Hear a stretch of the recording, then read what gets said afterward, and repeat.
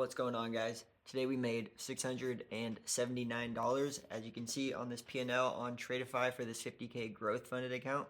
We are still working towards an evaluation where we need to get to $3,000 of profit to pass the evaluation. Currently we're at 1,000, so we need 2,000 more to go. And today was a really good trading day. As you can see, this very first trade that I took for the day was $257. I was in with 10 contracts. I got a little spooked and I sold for profit and waited for a little more confirmation where I only entered with 5. And that ended up running to full TP for 510 bucks.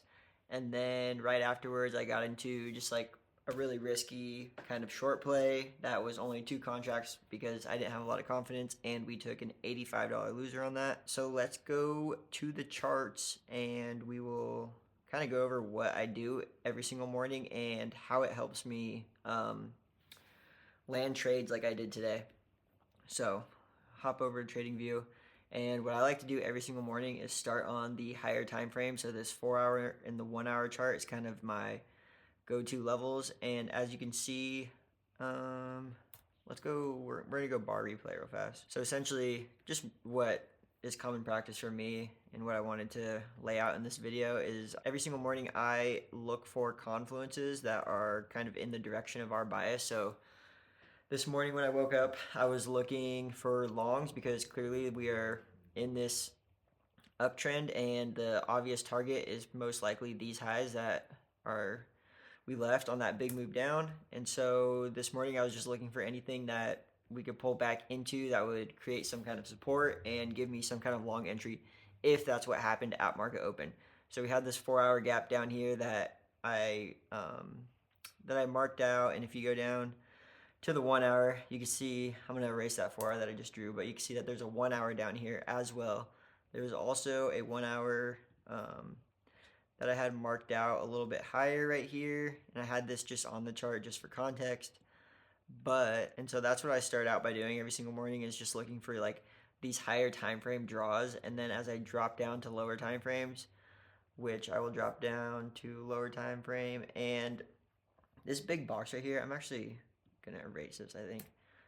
These 2 boxes were just on the higher time frames and kind of just marking out some higher time frame resistances that we are going to end up running into, and just kind of remind myself not to get too focused on like the buy side. So let's throw on this ICT kill zone indicator. So I like to go down to the 15-minute and look at these ICT kind of just highs and lows that price marks out. So as you can see for today, I marked out this London low that's down here, and I also, let's get a little bit closer to market open actually, because realistically when I'm like looking at the charts, it's like around 5:36. This is like 6 o'clock. We had these London lows that never got swept, and these previous day PM highs that were still on the chart that had not been swept. So we didn't really have that many draws in liquidity throughout the night session. Price didn't move too much. We slept Asian highs, Asian lows, but it wasn't really too many like high draws. And so at market open, it was a little bit tricky today, but after I mark out just those obvious high draws in liquidity, I usually take that off and kind of just leave the chart as it is. And then at market open, I go down to the 5-minute time frame, and I just let price play out until kind of the sweet spot for me is between 6:45 to 7:30 is where I like to look for trades. There's a lot of scenarios that could have played out today. So I didn't really have a super strong bias coming into market open. Early into market open, we just started nuking through these zones, and that kind of gave me an indication that I should probably be looking for longs, because if we were going down lower, there wasn't really that many obvious draws to go for. So I didn't even want to look for longs essentially, or look for shorts, even though that was still a pretty high probability. Came down to that high time frame 1-hour and 4-hour zone down here, which if we're in a uptrend, is pretty clear that it should be support. And the fact that, you know, there was no real big dumps through Asian and London session, it was pretty obvious that at market open, that was most likely what was going to be the manipulation, was some kind of bigger sell-off in order to create entries for everyone to long the market for today and kind of keep working our way up. So I actually took this trade on ES today, and it was a really clean trade. I'm gonna erase these boxes because these were the higher time frame ones.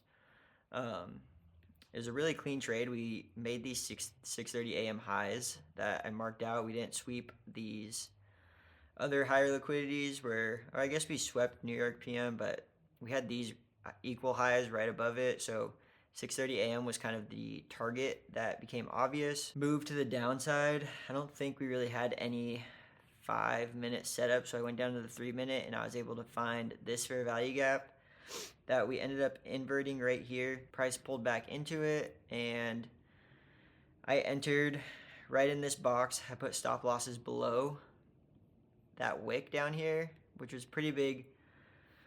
It wasn't a big stop loss. I think my R was like 1.5. So with the first trade that I took, it was 10 contracts, and my P&L was going to be $1,700, which was going to be a really good play. I think my losing was going to be $1,000, and entry didn't really we didn't enter until around 7 o'clock, and so we kind of got stuck in like a lot of chop and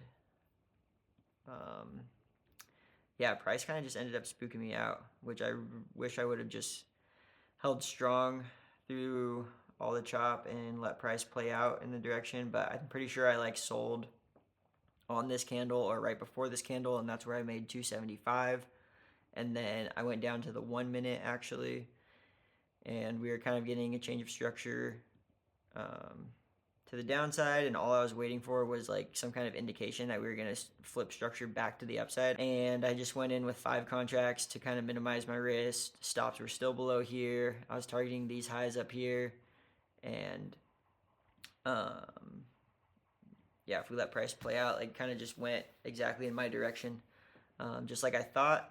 Wish it was 10 contracts. I wish I would have stuck to my game plan, but nonetheless, a winner is a winner. Yeah, super satisfied with today though.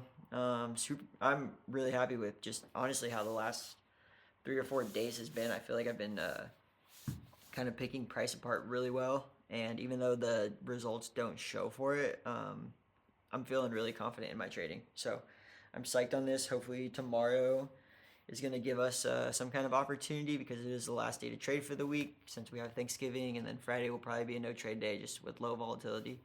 And so hopefully we could get another big chunk out of this eval portion and work towards getting funded where I can really start implementing and focusing on getting a payout and my risk management and just growing as a trader. Yeah, that'll be it for today. So I'll catch you guys later. Hopefully it'll be another green recap.